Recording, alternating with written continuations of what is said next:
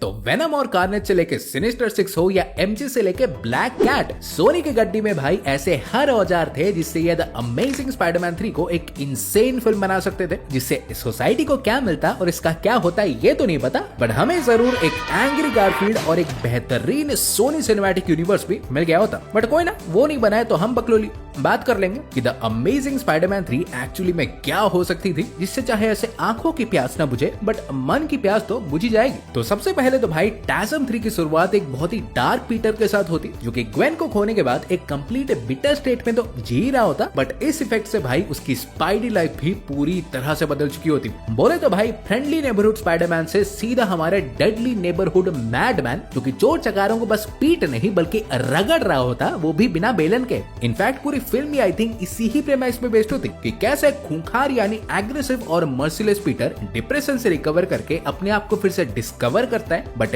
वो करने से पहले चीजें कैसे और भी क्रेजी हो जाती है। पर हाँ, before scene gets insane, film के स्टार्ट में भाई ये दो और कैरेक्टर से भी मिलते हैं। जैसे कि पहले तो हमारी सेलिन वुडली की एमजे, जिससे अपेरेंटली कोई थेरेपी सेशन में मिलने वाला था, और मिलने क्या ये सेकंड पार्ट में ही मिल जाती। दीदी हमारी सब सूट वूट करके घर गई थी, बट फाइनल मूवमेंट्स में सोनी को लगा कि फिल्म में भाई थोड़ी ज्यादा ही भीड़ हो गई है, तो कैरेक्टर को उड़ाई देते हैं। तो इसीलिए फाइनली हमारे थर्ड पार्ट में पीटर की फ्यूचर लव इंटरेस्ट बनने के लिए सेटअप होती, और फिर दूसरा कैरेक्टर जिससे ये मिलता वो होते इसके बाबूजी रिचर्ड पार्कर, जो कि वही सेम पिछले पार्ट से उड़ा दिए गए थे। तो इसमें ये भी ऐसे फाइनली अंडरटेकर की तरह प्रकट होने वाले थे कि बेटे देख तेरे बाबूजी आ चुके हैं और तेरे जिंदगी की झंड लगाने के लिए मुझे माफ कर दे। पर ये सब तो देखो होता ही रहता है, लेकिन this is exactly when shit starts to get real, क्योंकि भैया जी हमारे इसे डार्क पेज में गुजरते हुए एट सम पॉइंट सिम्बियोट से भी बॉन्ड होता। इवन सेकंड पार्ट के पोस्ट क्रेडिट में एक डिलीटेड सीन तो था भी, जिसमें इन्होंने डायरेक्टली दिखाया था कि ऑस्कॉर्प ने ही वेनम को कैप्चर कर रखा है, तो वो चीज सीधा यहाँ प्ले आउट करती। लाइक पीटर जब अपने लाइफ के सबसे लो पॉइंट पे होता,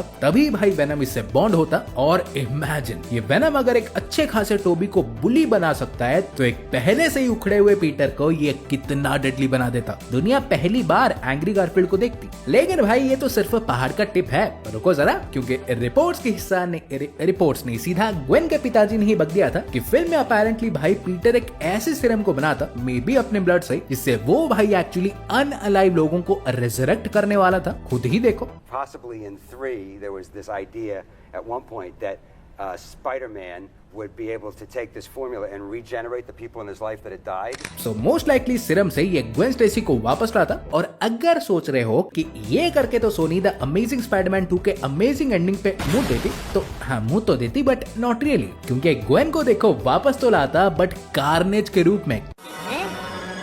क्या? ये क्या बक रहे हो? नहीं, मैंने कुछ नहीं भूखा है, ये उनके ही प्लान्स थे एक्चुअली। और कैसे पूछोगे, तो मे भी जब ये सीरम को बना रहा होता, तो तब इसके साथ वेनम भी बॉन्डेड होता, जिसके लिए सीरम में भाई पीटर के ब्लड के साथ साथ वेनम का कुछ हिस्सा भी रह गया होता, जिससे पीटर हमारे भाई जिन जिन को भी सीरम से रिजरेक्ट करता, तो वो सारे के सारे अपने साथ वेनम के spawns like Carnage, Scream, Riot वगैरह को लेके ही वापस आते। आई नो थोड़ा सुनने में ऊट पटांग लग रहा है, बट जिसको जो आता है। और इसके बाद क्या होता है ये तो तुम्हें पता चल ही गया होगा। इवेंचुअली स्पाइडी को कार्नेज को रोकने के लिए ग्वेन से लड़ना पड़ता, और अगर पिछली बार इसने उसे मरने दिया था, तो इस बार भाई इसे उसे खुद ही मारना पड़ता। सो अगर तुम होम टॉरेंट की किस्मत को एक नंबर की लुच्ची समझ रहे थे, तो इसके जूतों में टांग घुसा के देखो। 2 फिल्में लगातार अपने लव ऑफ लाइफ का टिकट करते हुए देखना पड़ता, और एक बार तो ये खुद ही काटता।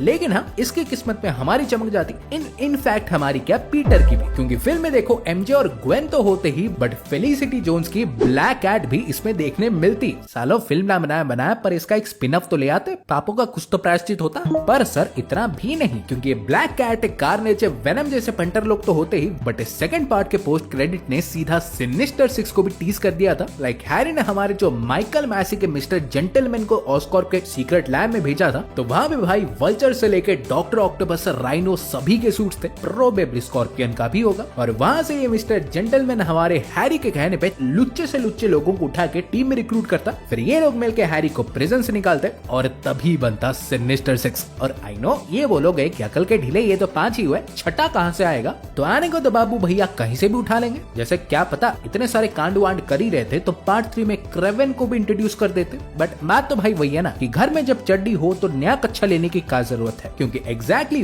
वेनम के ही डिलीटेड सीन की तरह उस ऑस्कॉर्प लैब में नॉर्मन ऑसबॉर्न की मुंडी भी इन्होंने एक क्रायोस्टेसिस में प्रिजर्व कर रखी थी। इवन भाई फिल्म में ये कंटेनर दिखाया भी गया था, बस हमें क्या मालूम था इसमें एक मुंडी लेके जा रहे हैं। सो मुझे जो लगता है कि हैरी एक्चुअली जेल से बाहर आके इन 5 पकौड़ों को अपने साथ लेके स्पाइडी के पीछे ही पड़ जाता, और वो भी उस लाइफ सीरम को पाके अपने पिताजी को वापस लाने के लिए, जिसमें हु नोज ये मोस्ट लाइकली कामयाब भी हो जाता। पर फिर भैया अगर कहोगे कि ऐसे कैसे एक ही फिल्म में 2 ग्रीन गॉब्लिन्स को ले आते, तो नॉर्मन ऑसबॉर्न एक ग्रीन गॉब्लिन बन के ही वापस लौटते, ये किसने बोला? क्यों ये ग्रीन गॉब्लिन के one of the most powerful form red goblin बन के लौटता, जो कि कॉमिक्स में भाई जब कार्नेज हमारे नॉर्मन ऑसबॉर्न से बॉन्ड हुआ था तभी बना था। और ये तो मैं पहले ही बोल चुका हूँ कि पीटर के उस लाइफ सीरम में वेनम का भी कुछ हिस्सा एग्जिस्ट करता होगा। सो इस सीरम को लेकर ना कि ओनली ऑसबॉर्न साहब वापस जिंदा होते, बट इवन मोर पावरफुल यानी रेड गॉब्लिन भी बन जाते, और फिर यही ही लीड करते इस अल्ट्रा डेडली सिनिस्टर 6 को। बट ऑब्वियसली भाई इतना सब कुछ स्पाइडी एक फिल्म में तो संभाल नहीं पाता, लाइक कार्नेज, सिनिस्टर 6 से रेड गॉब्लिन, इवन वेनम भी, बिकॉज ये इसमें सिम्बियोट से बॉन्ड तो हो जाता बट सेम फिल्म में निकालता थोड़ी। तो ये अमेजिंग स्पाइडरमैन 3 एक्चुअली एक लॉन्च पैड की तरह काम करता है सोनी के इस एक्सटेंडेड सिनेमैटिक यूनिवर्स के लिए, जिसमें द अमेजिंग स्पाइडरमैन 4 से पहले सिनिस्टर 6 की एक फिल्म में ब्लैक कैट की एक spin off Kraven the Hunter, venom जैसे प्रोजेक्ट्स देखने मिलते, और यही होता जो होता, पर कुछ हुआ नहीं। सो तुम्हारे क्या थॉट्स द अमेजिंग स्पाइडरमैन 3 को लेकर डेफिनेटली बताना, और ऐसे ही थोड़े रापचिकदार कम अमेजिंग कंटेंट पाते रहने के लिए चैनल को सब्सक्राइब कर दो, और मैं तुमसे मिलूंगा एक और वीडियो में। सो गाइस तब तक बाय और टेक केयर।